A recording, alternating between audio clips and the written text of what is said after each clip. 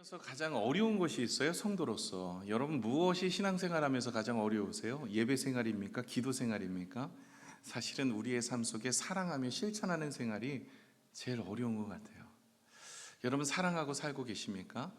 나를 사랑해주고 나의 이해관계가 되는 사람만 사랑하는 것이 아니라 성경은 좀 더 적극적인 사랑을 요구하고 있어요. 원수를 사랑하래요.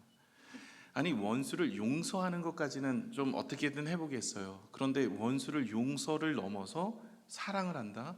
이건 쉬운 얘기가 아닙니다. 이건 내 안에 있는 모습으로는 안 되고요.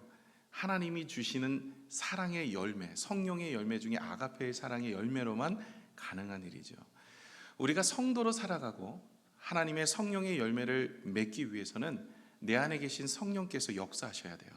그러기 위해 오늘도 말씀을 통해서 여러분 하나님의 성령의 충만함을 받으시고, 그리고 우리의 삶 속에 말이나 행실로 하나님의 영광을 돌려드리는 믿음의 모습이 되시기를 축원합니다. 지난주 기억하십니까? 거룩이 뭐라고 말씀을 드렸어요? 거룩은요, 성경을 많이 읽는다고 거룩해지는 게 아니에요. 거룩이라는 단어의 뜻은 구별하다라는 뜻이에요. 세상 사람들과 우리 믿음의 사람들은 구별하여 살아야 되는 것이 거룩이라고 말씀을 드렸어요.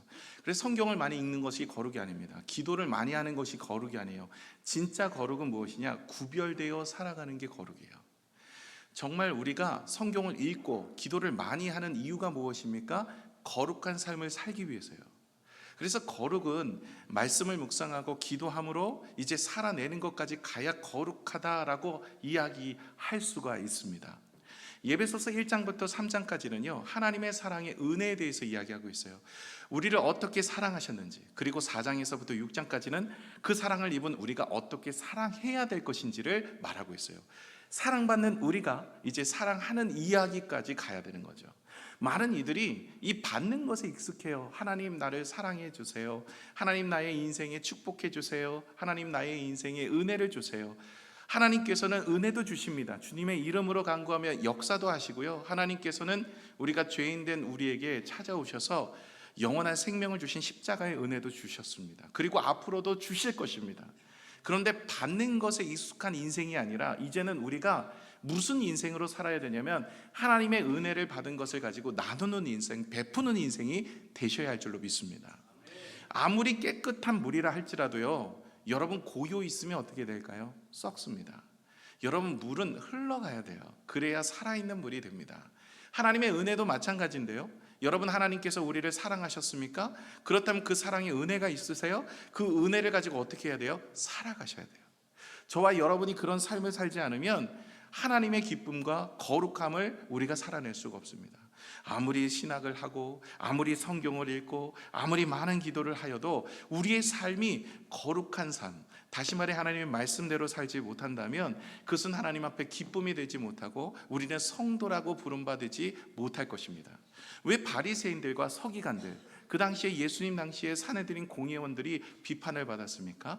하나님의 말씀을 많이 알았으나 그 말씀대로 살지 못했기 때문에 주님께서는 그 삶을 바라보면서 성도라고 이야기하지 않는 거예요. 그리고 그들을 판단하고 평가하고 정죄하는 그들을 바라보면서 너희 안에 하나님의 사랑이 어디 있느냐는 거예요. 하나님의 말씀은 묵상하고 사랑에 대해서는 잘 알고 있으나 그 사랑이 우리의 삶 속에 드러나지 않으니 하나님 앞에 기쁨이 될 수가 없는 겁니다. 저와 여러분이 하나님의 은혜를 아는 대로 우리가 은혜를 베풀며 살아가는 인생이 되어지는 믿음의 모습이 되시기를 축원합니다. 그러면 하나님이 어떻게 우리를 은혜를 베풀어 주셨는지를 생각해 본다면 우리가 1장에서부터 3장까지 내용 중에 모든 내용은 하나님이 우리에게 어떻게 은혜를 베풀어 주셨는가인데 가장 큰 것은 사랑입니다. 요한복음 3장 16절에 하나님이 이렇게 우리를 사랑하셨대요. 같이 읽어볼까요? 시작. 하나님이 세상을 이처럼 사랑하사 독생자를 주셨으니 이는 그를 믿는 자마다 멸망하지 않고 영생을 얻게 하려 하심이라. 하나님은 우리에게 영원한 생명, 영생을 허락하여 주십니다. 저와 여러분 모든 인생은 죽음을 맞이하게 됩니다. 그러나 죽음 이후에 우리의 인생에 영원한 생명이 있어서 하나님은 우리 믿음의 사람들은 천국에서 영생의 축복을 누리게 하시고, 믿지 않는 자들은 죄로 인하여 지옥에 들어가 그 인생은 영원히 고통받게 되어집니다.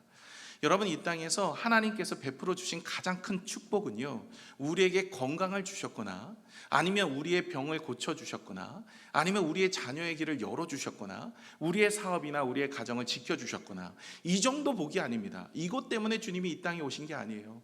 주님이 이 땅에 오신 이유는 무엇입니까? 우리에게 영원한 생명을 주시기 위해 오셨는 거예요. 여러분, 아무리 이 땅에서 많은 축복을 받았어도 이 죽음이라는 것을 해결하지 못한다면 여러분, 그건 축복이 아닙니다. 여러분, 이 땅에서 잘 먹고 잘 살았어요. 그러나 죽고 나서 지옥 갔어요. 그것이 축복이겠습니까? 여러분, 이 땅에서 어떻게 살든 간에 하나님께서 우리에게 죽음을 해결하셔서 우리가 죽음 이후에 천국에 들어갈 수 있다는 것이기 때문에 우리와 저와 여러분의 예배와 오늘도 우리가 살아가는 우리의 인생의 여정 속에 이런 일 저런 일 만나도 죽음 앞에 서 있어도 우리가 담대할 수 있는 거예요. 기쁨이 있는 거예요. 왜요? 죽음 이후에는 하나님께서 우리에게 은혜를 베풀어 주시는데 우리를 사랑하셨기에 우리에게 그 은혜를 허락하여 주신 줄로 믿습니다.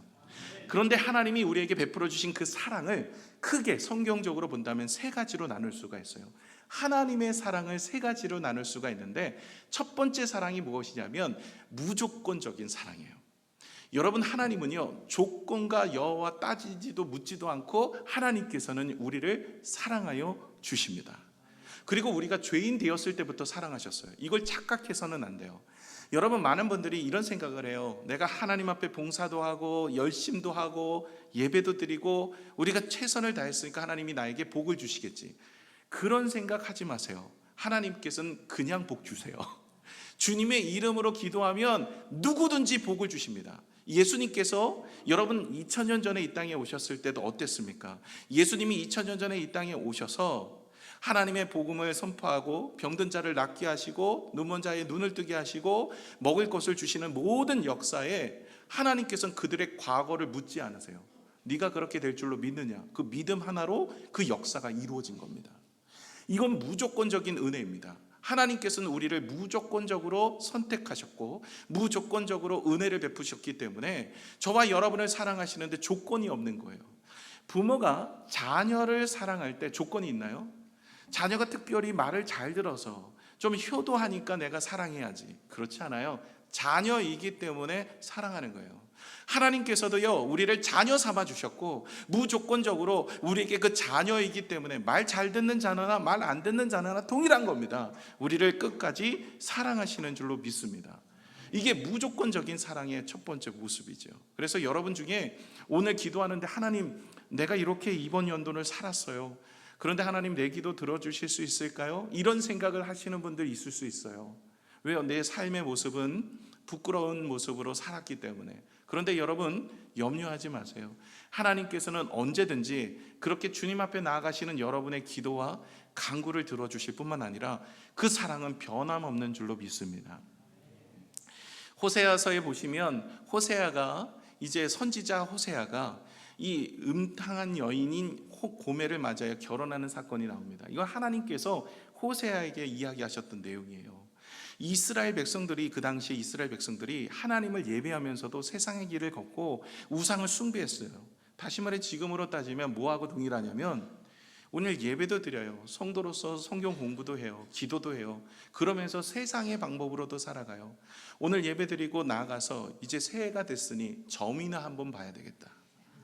그래서 가서 점을 보고 내년의 운세를 보고 어떻게 하면 내가 살아갈 수 있을까? 이 자매와 이 형제와 결혼을 할 수 있을까? 아니면 내가 내년에는 무엇을 이러면서 자꾸 무당을 찾아다니면서 점괘를 보고 오늘의 운세를 보는 분들이 계세요. 여러분, 오늘 아침에 보고 오셨죠? 안 오셨어요? 네, 뭐라고 말하세요? 물을 가까이 하지 마라, 이런 얘기도 하지요. 그러니까 여러분, 그런 거 보고 이 사람들이 이렇게 산 거예요. 그러니까 이 사람들이요, 뭐 우상을 숭배하는 거예요. 바알을 숭배해요. 그 다음에 이세벨을 숭배해요. 뭐 이러면서 그들이 그런 인생으로 살았던 거예요. 그 인생이 그런 우상을 숭배하며 세상 길을 걷는 거죠. 세상의 방법으로 그렇게 살아가는 인생이었어요. 그래서 하나님께서는 호세아를 통해서 그들을 회개하도록 만드시는 거예요. 어떤 회개를 통해서, 그들의 모습을 통해서 회개하냐면, 내가 그럼에도 불구하고 너를 사랑한다, 나에게 다시 돌아오라, 이 얘기를 하는 거죠. 호세아가 이제 음란한 여인이었던 고멜을 맞이하게 됩니다. 결혼을 해요. 그러나 결혼 생활도 오래 가지 않았어요. 이 고멜은 또 나아가서 또 음란한 짓을 합니다. 그럼에도 불구하고 호세아는 가서 찾아오라는 하나님의 말씀에 가서 찾아옵니다. 그렇게 가정을 이루어요. 이것이 바로 하나님의 사랑이라는 거예요. 여전히 너희는 나를 배반하고 배신하여서 우상을 숭배하고 세상길을 갔지만 여전히 나는 너희들을 사랑하고 나는 너희들의 하나님이다라는 것을 보여주고 있는 거예요. 저와 여러분, 이제 2024년도 어떻게 살았는지는 하나님만이 아시고 여러분이 여러분 자신을 아실 겁니다. 그러나 여러분 하나님 앞에 나오시는 여러분의 기도는 반드시 하나님이 들어주시고 응답하여 주실 줄로 믿습니다. 그리고 뿐만 아니라 여러분을 향한 사랑은 변함이 없어요. 우리가 죄인 되었을 때부터 주님은 우리를 사랑하셔서 독생자 예수 그리스도를 보내주셔서 우리를 사랑하신 것처럼, 여러분, 우리가 무슨 조건이 있어서, 무슨 자격이 있어서, 무엇인가 해서 하나님이 우리를 사랑하는 것이 아니에요. 부모가 자녀를 그렇게 사랑하는 것이 아닌 것처럼 하나님의 사랑도 동일한 것처럼 하나님은 우리를 아무 조건 없이 사랑하십니다. 그 사랑을 의심하지 마시기 바랍니다. 두 번째, 하나님의 사랑은 무엇이냐면 희생적인 사랑이래요. 여러분, 사랑에서 희생이 빠지면 사랑이 아닙니다. 여러분, 하나님을 사랑한다 그러면서 희생이 없어요? 하나님께서 우리를 사랑하신다 그러면서 희생이 없어요? 있을 수가 없죠. 우리가 요한복음 3장 16절에서도 하나님이 세상을 이처럼 사랑하사 누구를 주셨다고요? 독생자를요. 왜 주셨습니까? 우리의 죄를 위해 희생해 그 제물로 십자가에 달려 죽기까지 그 사랑을 보여주신 거예요. 사랑하면 희생이에요. 여러분, 자녀들을 사랑하시죠? 자녀들을 위해서 희생하시지 않습니까? 먹을 것도 주고 입을 것도 주고 가르치기도 하고 그 자녀들을 위해서 열심히 그렇게 삽니다. 이유가 뭐예요? 자녀이기 때문에, 그리고 그 자녀를 사랑하기 때문에 희생입니다. 만약에 사랑한다고 이야기하면서 희생이 없다? 이건 사랑이 아닌 거예요. 여러분, 주님은 조건 없는 사랑일 뿐만 아니라 우리를 향한 희생이 있는 사랑이셨어요. 그의 독생자 아들을 보내주셔서 우리를 죽기까지 사랑하셨다라는 것입니다. 그 사랑을 경험한 사람은 어떤 삶을 살까요? 희생적인 삶을 살아요. 그리고 하나님은 그 사랑을 우리에게 점검해 보기를 원하시는데요, 여러분, 대표적인 한 예가 아브라함의 이야기입니다. 여러분, 아브라함이 무엇을 했습니까? 하나님 앞에 이 아브라함이 이삭을 드리게 됩니다. 여러분, 이삭은 어떤 아들이에요? 아브라함이 75세 때 하나님 앞에 부름을 받았어요. 하나님께서 약속하여 주셨어요. 내가 너에게 자녀를 주겠다. 자녀가 없었거든요, 75세까지. 그래서 하나님의 말씀을 붙잡고 그는 75세에 믿음으로 떠나게 되어집니다. 그 전까지는요, 우상을 숭배하는 자였어요. 아버지가 직업이 뭐냐면 우상 숭배하는 것이 직업이었어요. 우상을 만드는 거, 그게 직업입니다. 그러니까 우상을 만드는 집안이에요. 그 집안인데 그 집안에서 주님이 아브라함에게 찾아오셔서 이제는 내가 너에게 자녀를 주시겠다. 그래 75세예요. 그리고 자녀 언제 주셨죠? 100세에 주셨어요. 그런 25년간 기도 끝에 얻어진 아들이 누구예요? 이삭인 거예요. 저도요, 외아들이거든요. 몇 년 만에 저희 부모님이 낳냐면 8년 만에, 결혼한 지 8년 만에 낳았어요. 귀하게 여겨주세요. 8년 만에 낳아도, 그렇지 않아요? 결혼하고 8년 만에 낳으면 얼마나 귀해요. 아들이 없다가, 자녀가 없다가 자녀를 낳은 거예요, 8년 만에. 근데 여러분 생각해 보세요. 아브라함은요, 무려 하나님이 주신다고 말씀하셨는데 25년, 그리고 100세의 아들을 얻었더니 이 아들은 진짜 눈에 넣어도 아파요. 눈에 넣으면 안 아프다고 얘기하시는데 거짓말이죠. 여러분, 아무리 이쁜 자녀도 눈에 넣으면 아파. 그런데 아브라함도 그런 자녀였단 말이에요. 그런데 이 자녀가 16살이 되었어요. 그런데 하나님이 찾아오신 거예요. 하나님께서 아브라함 보고 이야기하는 거예요. 야, 네가 사랑하는 독자 아들 이삭을 나에게 바쳐. 그렇게 이야기를 하시고 떠나버리신 거예요. 이유가 뭔지도 몰라요. 하나님이 찾아오셔서 그렇게 말씀하시니 내가 이삭을 바쳐야 되겠다. 왜? 하나님을 사랑하기 때문에. 그래서 하나님을 사랑하는 마음에 그 아브라함은 그 이삭을 모리아산으로 올라가 바치게 됩니다. 그런데 천사가 찾아왔어요. 그리고 이제는 너가 손을 대지 말라 하면서 수양 한 마리를 마련해 두시고, 그리고 이삭을 하나님께서는 구원하여 주시고 은혜를 주시면서 뭐라고 얘기하냐면 내가 이제야 너의 마음을 알았다는 거예요. 오늘 읽어볼까요? 이 얘기입니다. 같이 읽겠습니다. 시작. 사자가 이르시되 그 아이에게 내 손을 대지 말라. 그에게 아무 일도 하지 말라. 내가 내 아들 내 독자까지라도 내게 아끼지 아니하였으니 내가 이제야 내가 하나님을 경외하는 줄을 아노라. 아멘. 여러분, 하나님을 경외하는 것은요 희생이 따르는 것인데 독자인 이삭을 바치는 희생까지 감내한 거예요. 하나님은 아브라함이 하나님을 사랑하는지를 보기를 원하셨어요. 하나님은 나의 하나님이십니다. 하나님을 찬양하며 사랑한다고 고백하는 아브라함의 그 믿음을 보기를 원하셔서 네가 그러면 나를 위해 희생할 수 있느냐라는 것에 있어서 이 이삭을 바치라라고 이야기한 거예요. 그랬을 때 아브라함은 그 다음날 일찍 일어나 모리아산으로 이삭을 바치는 희생이 있는 모습을 보였어요. 하나님은 이삭을 원한 것이 아니라 아브라함의 마음을 원한 것이었어요. 그 마음의 중심이 뭐예요? 바로 하나님을 향한 희생의 모습이었더라 하는 것이죠.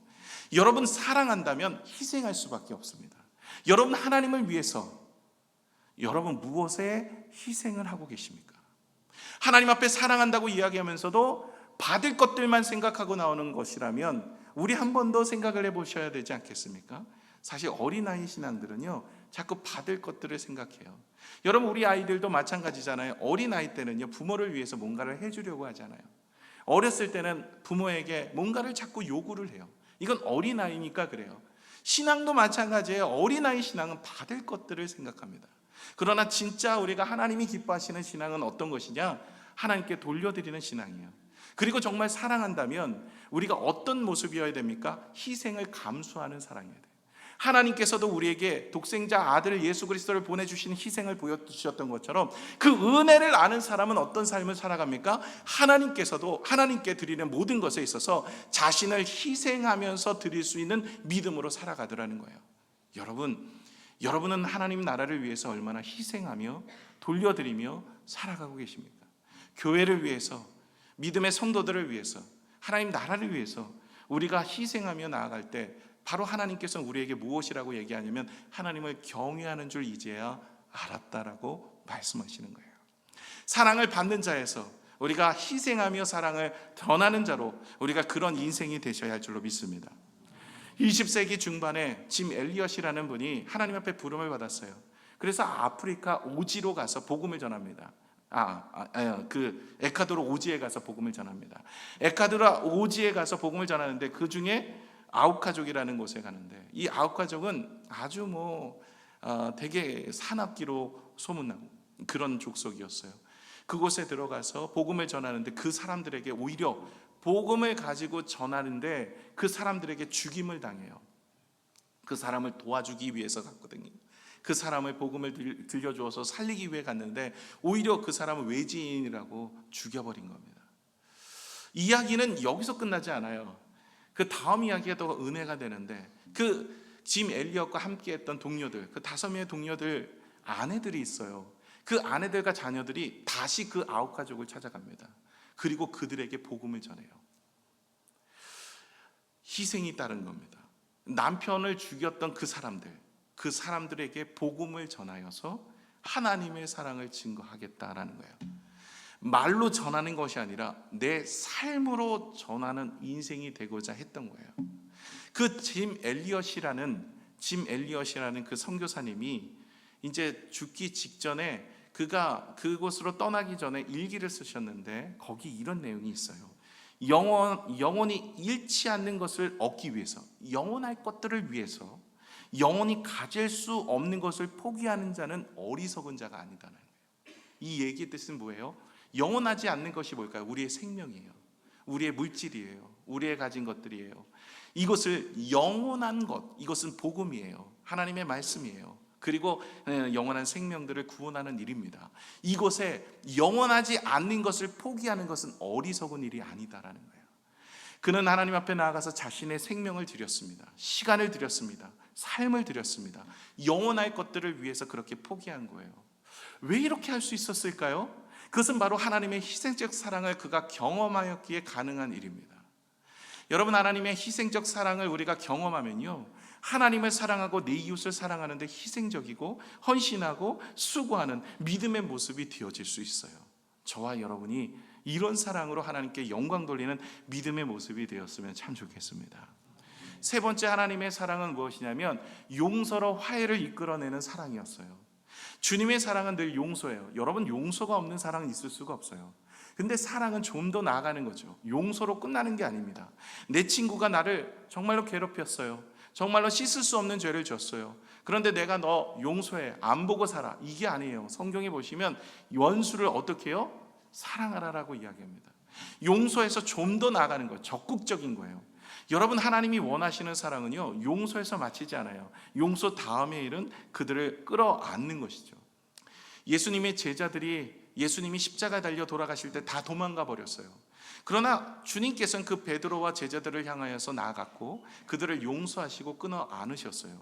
그래서 그 사랑을 보여주셨을 때 그 제자들이 변화되었죠. 나아가서 그런 사랑을 전하는 자가 되었습니다. 요셉도 형제들에게 버림받았어요. 요셉이 아침에 같이 밥을 먹었던 형들이 자기를 팔아버린 겁니다. 그리고 나서 평생 종으로 살게 되어지는 안타까운 현실에 놓여 있어요. 그러다가 누명을 쓰고 감옥까지 들어갑니다. 그러나 그 감옥에서 하나님의 도우심으로 요셉은 애굽의 총리 바로 왕의 2인자, 그 당시에 2인자예요. 애굽이 대단한 나라인데 2인자까지 올라가게 되어집니다. 그리고 나서 그 기근 중에 먹을 것이 없으니까, 애굽에는 이 요셉이 다스리는 그곳은 먹을 것이 많았고 그 당시에 요셉의 식구들이 있었던 그곳은 먹을 것이 없어서 형들이 요셉에게 찾아가서 먹을 것을 구하죠. 그렇게 해서 재회가 일어나게 됩니다. 그 형제들을 만났던 요셉, 그 마음은 오죽하겠어요. 여러분 생각해 보세요. 다른 사람도 아니고 가족에게 배신을 당하면 치명적입니다. 여러분, 제가 심리학자들이 우리가 충격을 받는 것 중에 가장 큰 충격이 무엇이냐면 사랑하는 이에게 배신을 당한 사람이 가장 큰 정신적 충격을 받는데요. 그런데 요셉은 그런 충격을 받은 거죠. 그렇게 배신을 당해서 종으로 팔려가고 종살이하다 누명 쓰고 감옥 들어갔는데 그곳은 정치범 수용소요. 살아서 나올 수 없는 곳이었습니다. 그럼에도 불구하고 하나님을 경외하고 하나님을 의지하였더니 하나님께서 그 요셉을 애굽의 총리로 세우시고 이제는 재회가 일어나는데 요셉이 이렇게 이야기해요. 우리 창세기 50장 19절에서 20절 말씀 한번 읽어볼까요? 시작. 요셉이 그들에게 이르되 두려워하지 마소서, 내가 하나님을 대신하리이까. 당신들은 나를 해하려 하였으나 하나님은 그것을 선으로 바꾸사 오늘날과 같이 많은 백성의 생명을 구원하게 하시려 하셨나니. 아멘.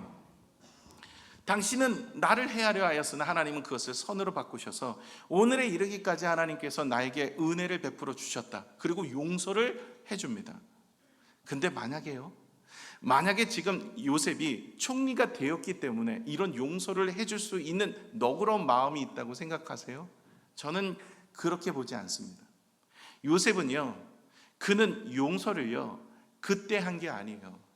그가 용서를 언제부터 하셨냐면 팔림을 받고 바디발 장군의 집에 갔을 때도 용서할 수 있었던 마음이었어요. 왜 그걸 하냐면 그 마음 속에 하나님을 경외하는 자로 서 있었습니다. 마음에 상처가 있고 충격을 받은 자는 하나님이 어찌 나를 이렇게 버릴 수 있냐고, 혹은 내 이웃이 어떻게 나를 이렇게 대할 수 있냐고, 혹은 내 가족이 나를 버릴 수 있는 이 자리까지 하나님은 뭐 하셨냐고, 혹은 내 이웃을 향하여서 그렇게 원망의 마음 속에 이를 악물고 살았기 때문에 하나님을 경외할 수가 없어요. 그러나 요셉은 하나님을 경외하였어요. 그리고 감옥에 들어갔을 때도 보디발 장군의 아내 유혹을 뿌리치고 믿음으로 살려고 하는 누명을 쓰고 강간 미수범으로 감옥에 들어갔을 때도 하나님 어디 계십니까? 하나님이 살아계시면 내가 믿음으로 살려고 하는데 내가 왜 이런 인생으로 살 수밖에 없습니까? 라고 외칠 수 있겠죠. 그런데 그곳에서도 하나님을 경외하고 찬미합니다. 그 요셉의 마음은요, 용서의 은혜로 가득한 거예요. 여러분, 요셉이 총리가 되었을 때 가장 두렵고 떨린 사람은 누구였을까요? 애굽에서 보디발 장군의 아내입니다. 그렇지 않겠어요? 보디발 장군의 아내가 강간 미수범으로 요셉을 누명을 씌워서 저 친구가 나를 강간하려고 해서 라는 것으로 인하여 감옥에 집어넣었기 때문에 누가 알아요? 자신이 그걸 안 하겠다라고 얘기하고 나는 당신의 유혹을 뿌리치며 나간다는 그런 부분인데, 지금 요셉이 서열 2위예요. 말 한마디에 사람이 죽고 살아요. 그럼 가장 두렵고 떨린 사람은 누구일까요? 그것은 바로 보디발 장군의 아내예요. 성경 그 어디에도 이 요셉이 보디발 장군 아내를 찾아서 죽였더라 이게 없어요. 예. 예, 여러분 요셉은요 무슨 생각을 하고 있냐면 이때는 그냥 형들에게 이야기한 거지만 이렇게 되어져서 용서한 게 아니에요. 그 결과가 좋아서 용서한 게 아니에요. 결과가 안 좋아서 종으로 살다가 그냥 죽었어요. 그리고 그의 인생이 절망 속에 살다 감옥에 들어가서 죽었어요. 그래도 그의 인생은 용서하고 하나님께 영광을 돌렸을 것입니다. 이스데반 집사님이 돌에 맞아 죽을 때도 마찬가지 아닙니까? 그가 다시 살아났나요? 그렇지 않아요. 돌에 맞아 죽었어요. 그럼에도 불구하고 용서할 수 있었던 그 용서, 오늘 요셉이 용서할 수 있었던 그 용서, 예수 그리스도가 보여주셨던 그 용서, 바로 주님께서 우리 안에 계실 때 일어나는 일들인데 그 무엇입니까? 하나님을 경험한 사람들이, 용서받은 자가 용서를 할 수 있더라 하는 것입니다. 저와 여러분이 십자가의 구속의 은혜를 알면 어떻게 살아갈 수밖에 없을까요? 하나님을 닮아가는 사랑의 모습으로 살아갈 수밖에 없는 거죠. 그리고 그 사랑이 내 안에 있을 때 그것이 영광으로 나타날 수밖에 없는 줄로 믿습니다. 오늘 성경은요 우리가 하나님의 사랑을 힘입어 살아갈 때 말이나 행실이 달라진다라고 얘기해요. 여러분 예수 믿고 무엇이 달라졌습니까? 여러분 예수 믿고 어떤 모습이 여러분의 삶 속에 달라졌습니까? 오늘 성경은 우리에게 우리의 말이나 우리의 행실이 바뀔 수밖에 없고 바뀌는 것이 바로 하나님의 형상을 닮아가는 모습이다라고 이야기합니다. 하나님의 형상으로 우리의 말이나 행실이 달라져야 돼요. 세상에 살던 우리의 모습이 주님의 은혜를 경험하면 달라지는 인생으로 되어집니다. 오늘 그 이야기가 세 가지가 나오는 거예요. 어떤 모습으로 달라져야 되는가, 그리고 우리는 어떤 모습에 힘써야 되는가. 하나님을 닮아지는 그 사랑의 은혜를 경험하는 자가 정말 조건 없는 사랑, 그리고 하나님께서 우리에게 보여주신 희생적인 사랑, 그리고 용서의 사랑, 그 사랑을 경험한 우리가 어떤 모습으로 살아야 되는지 그 부분들을 오늘 세 가지를 이야기하는데, 먼저 25절에 첫 번째, 진리를 말하는 삶을 살라는 것입니다. 우리 같이 25절 읽겠습니다. 시작. 그런즉 거짓을 버리고 각각 그 이웃과 더불어 참된 것을 말하라. 이는 우리가 서로 지체가 됨이라. 여러분 우리의 인생에 있어서 하나님의 사랑을 전하는 데 있어서 중요한 것이 바로 첫 번째 25절에 있어요. 여러분 거짓을 말하지 말라는 것은요 어렵지 않아요. 여러분 대부분 거짓을 싫어합니다. 여러분 거짓말하는 거 별로 안 좋아해요. 그리스도인이라면 거짓을 말하는 것에 대해서 별로 기뻐하지 않습니다. 거짓말을 하는 것, 남을 속이는 것 그렇게 기뻐하지 않아요. 그래서 거짓을 말하지 않는 것은 어렵지 않아요. 근데 왜 25절이 어렵냐면 그 다음 이야기 때문에 그래요. 참된 말을 하는 거예요. 하나님의 말을 하는 것이 쉽지 않습니다. 여러분 아까 용서하는 것 어떻게든 해보겠어요. 그러나 원수를 용서하는 것 다음에 그 원수를 어떻게 해요? 사랑하는 것까지 가는 것은 쉬운 얘기가 아니에요. 여러분 거짓을 말하지 않는 것, 침묵하는 것 어렵지 않아요. 그런데 더 중요한 것은 참된 말, 진실을 말하는 거예요. 여기 오늘 본문에 말하는 이 참된 말은 환경과 상황의 진실을 의미하는 것이 아닙니다. 여기에는 영적인 의미가 들어가 있는데 무엇이냐면 진리는 무엇일까요? 하나님의 말씀이에요. 진리는 하나님이세요. 예수 그리스도가 길이요 진리요 생명이라 그랬어요. 다시 말해 우리가 진리를 말하는 것, 이건 쉬운 얘기가 아닙니다. 여러분 거짓을 이야기하지 않는 것, 세상의 것들을 바라보며 세상의 것들을 말하지 않는 것, 이거 침묵하는 것, 이건 조금 노력하면 돼요. 그런데 이 진리를 말하는 것은 쉬운 얘기가 아니죠. 여러분 목장 안에서 우리가 말씀을 나눕니다. 어떤 일이 일어날까요? 거짓을 이야기하면요 관계가 깨져요. 그러나 진리, 하나님의 말씀을 이야기하면 관계가 회복이 됩니다. 하나님의 말씀을 나누고 하나님의 말씀을 묵상하면 우리의 인생의 관계는 회복될 수밖에 없어요. 여러분 목장 모임 많이 하시기 바랍니다.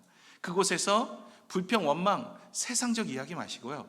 하나님의 말씀을 묵상하시고 하나님의 말씀의 은혜를 나누어 보십시오. 그럼 내 마음에 치유가 일어나고 내 삶에 기쁨이 있으며 은혜가 생겨날 줄로 믿습니다. 참된 것을 말하는 것은 정말 쉽지 않은 이야기입니다. 이 이야기의 한 예가 성경에 나와 있는 다니엘과 세 친구의 이야기를 들면 알 수가 있습니다. 당시에 다니엘과 세 친구가 있었던 시기는요 바벨론의 시기입니다. 이스라엘 백성들이 포로로 끌려갔던 시기예요. 포로된 자입니다. 하나님을 경외하고 하나님을 높여드리는 거 쉽지 않아요. 그런데 그들은 침묵하지 않았습니다. 하나님을 증거하는 일에 힘썼습니다. 그냥 침묵하고 그냥 외치지 않으면 어찌 보면 사자굴에도 들어가지 않고 풀무불에도 들어가지 않을 수 있었어요. 그런데 그들은 말하지 않는 것, 침묵한 것, 여기서 더 나아가서 하나님이 누구이신지를 선포하는 일에 그는 힘썼던 사람들입니다. 다니엘서 3장 17, 18절을 같이 한번 읽어보겠습니다. 시작. 왕이여, 우리가 섬기는 하나님이 계시다면 우리를 맹렬히 타는 풀무불 가운데서 능히 건져내셨고 왕의 손에서도 건져내시리. 그렇게 하지 아니하실지라도 왕이여, 우리가 왕의 신들을 섬기지도 아니하고 왕이 세우신 금신상에게 절하지도 아니할 줄을 아옵소서. 아멘. 무엇을 이야기하고 있어요? 침묵하는 자가 아니에요. 말하지 않는 자가 아니에요. 하나님을 선포하고 하나님을 경외하는 일에 힘썼던 거예요.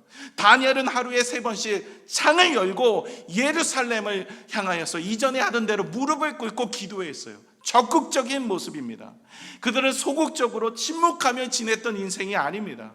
여러분, 거짓을 말하지 않는 것, 죄를 짓지 않는 것도 중요해요. 그러나 더 중요한 것은 우리가 사랑을 행하고 하나님 말씀대로 살아가는 것, 이것 정말 중요합니다. 저도 사실 이 부분이 잘 안 돼요. 그래서 하나님께 기도하는 거예요. 하나님 은혜를 주세요. 하나님, 내가 주의 말씀을 듣고 알고 묵상은 하지만 살아내는 게 너무 힘듭니다. 성령께서 나를 도우셔서 하나님 진리를 말하게 하소서. 하나님을 말하게 하시고 하나님을 선포하게 하시고 하나님을 증거하는 인생이 되게 하여 주옵소서. 침묵이 아니라 선포하는 믿음의 모습이 우리 가운데 있을 때 정말 하나님을 향한 사랑이 우리 가운데 넘쳐날 줄로 믿습니다. 두 번째는 분노를 다스리래요. 여러분, 하나님을 닮아가는 삶을 살기 위해서는 분노하는 삶을 잘 다스려야 돼요. 여러분, 분노, 여러분 욱하는 성질들 있으시지요? 다 성질 하나씩 있습니다. 분노는요, 자연스러운 감정이에요. 여러분 중에 분노 안 하는 분들 계세요? 다 있지요. 분노를 참으면 뭐가 생겨요? 화병이 생깁니다. 예, 그래서 우리나라 사람들에게 화병이 좀 많은데 우리나라 사람들은 분노를 뭐라고 해요? 우라가 치밀어, 뭐 이런 얘기를 많이 합니다. 여러분, 우리 김선호 목사님이 계시는데 우리 목사님들 중에 가장 화를 안 내요. 예, 그 웃으시는 게 왜 웃으시는지 모르겠어요. 정말 그래요. 천사 같아요. 근데 내가 물어봤어요. 김선호 목사님, 화 안 내세요? 화가 난대요. 화가 나는데 화를 표현하지를 못하는 거예요. 예, 대부분의 화를 안 내는 사람들도 있을 수 있어요. 그런데 화가 나 있는 상태인 거예요. 표현하지를 못한 거죠. 여러분, 화는요, 누구에게나 찾아와요. 어찌 보면 지금도 화가 많이 나 있을 수 있어요. 예, 왜 이렇게 안 끝나?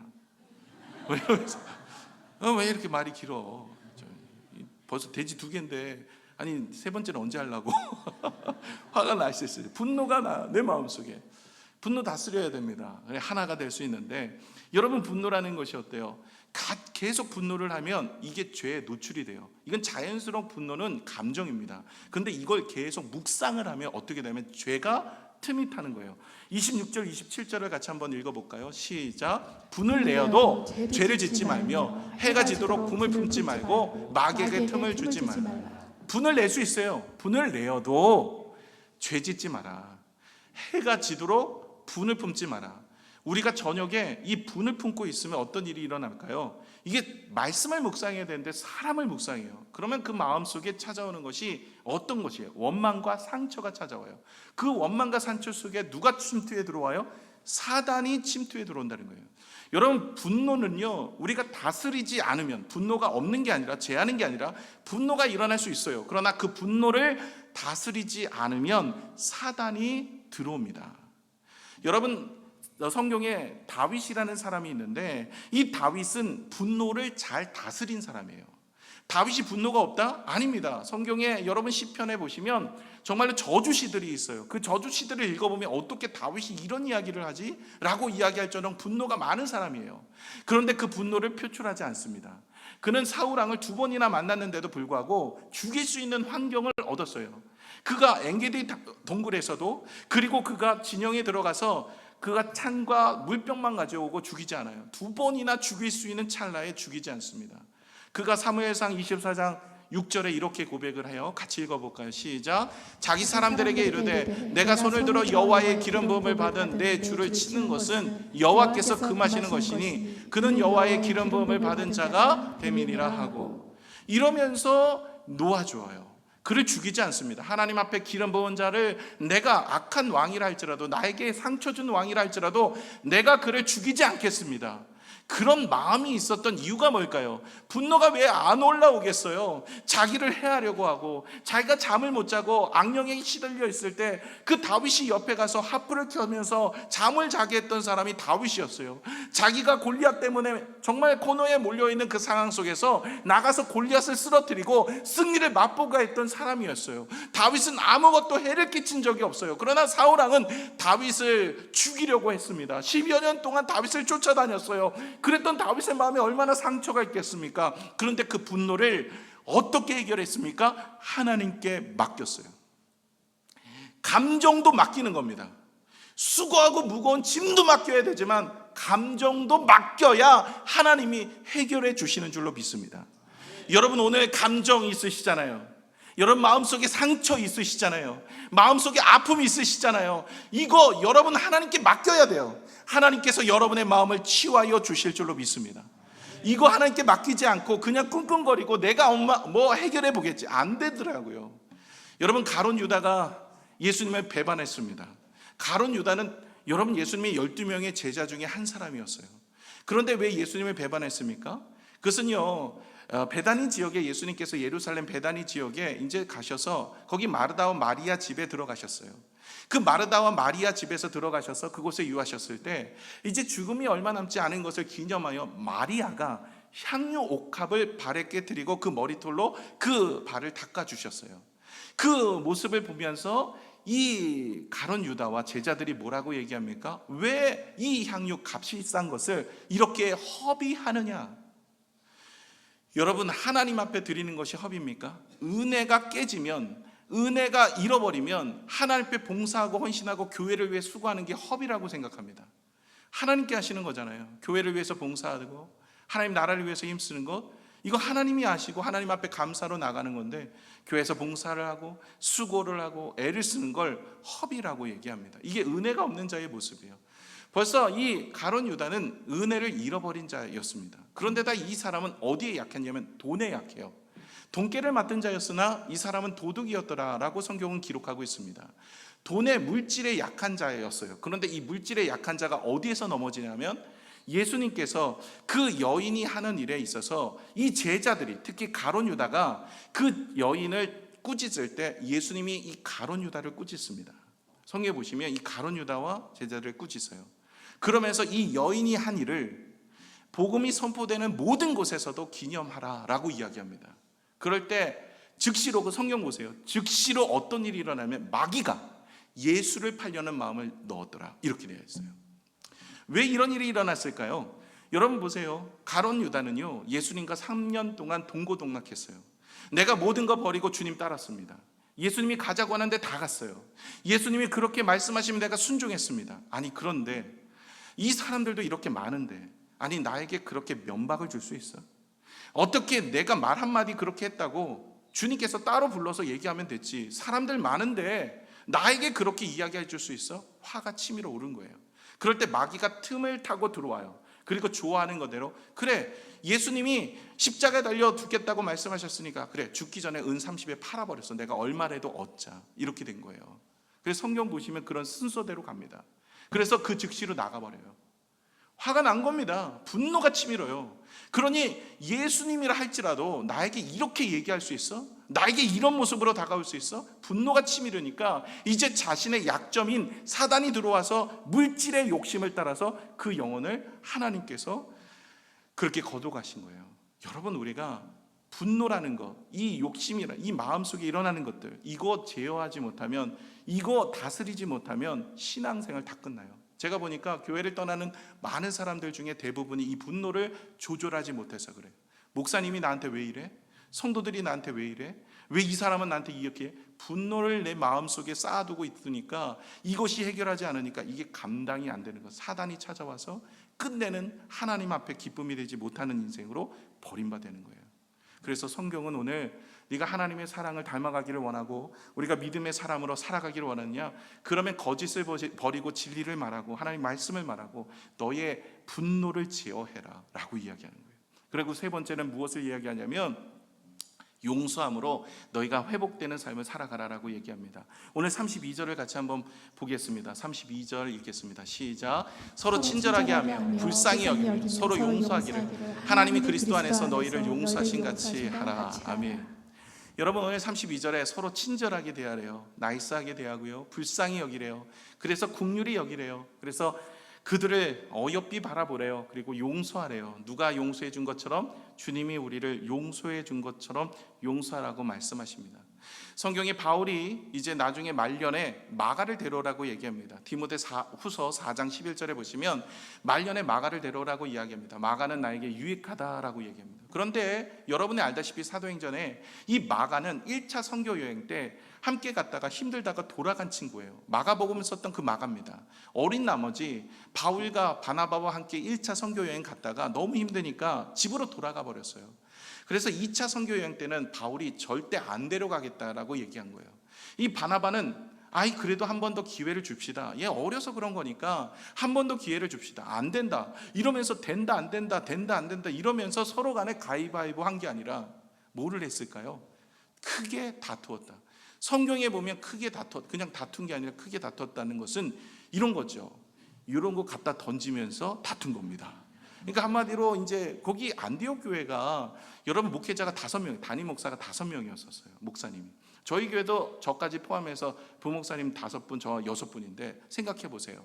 우리 이건수 목사님하고 저하고 선교 가야 되냐 말아야 되냐, 누구를 데리고 가야 되냐 말아야 되냐 그걸 가지고 화분 던지고 싸웠다 쳐봐.